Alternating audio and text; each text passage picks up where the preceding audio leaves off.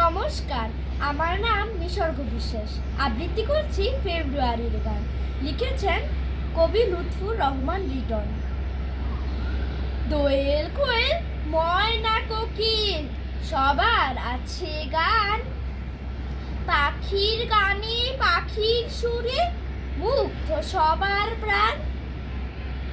সাগর নদীর উর্মিমালার মন ভোলানো সুর, নদী হচ্ছে স্রোতস্বিনী সাগর সমুদ্র।